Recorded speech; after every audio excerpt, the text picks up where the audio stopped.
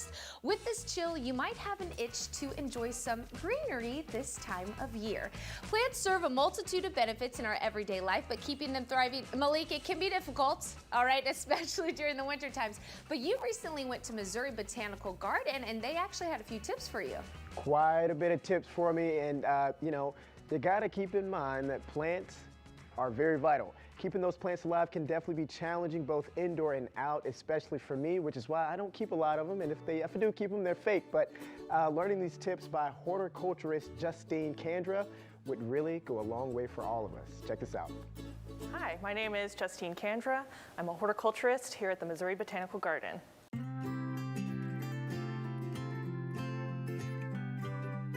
There are lots of plants that are hardy to the Missouri area. They're native plants to Missouri, but also plants that are native all around the world that you can grow outdoors.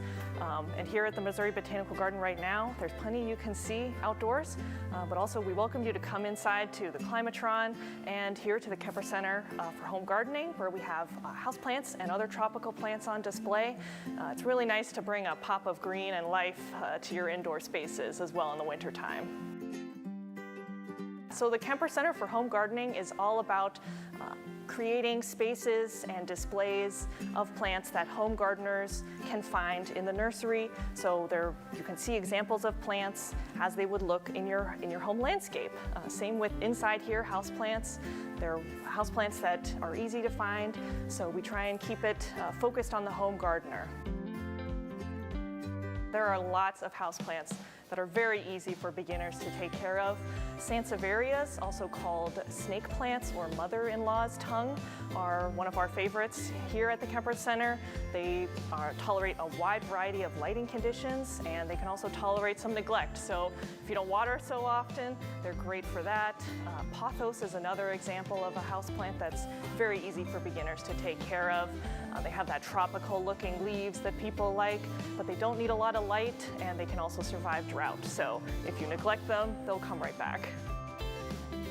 Right now in the wintertime, we actually recommend sort of taking a hands-off approach to your houseplants.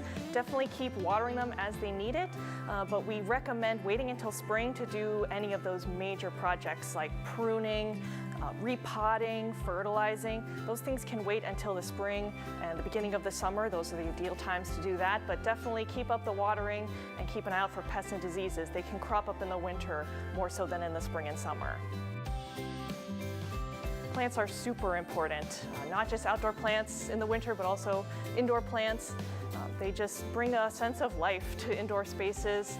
I love them on bookshelves and desks where they soften those hard edges, and they just, I don't know, I just love them.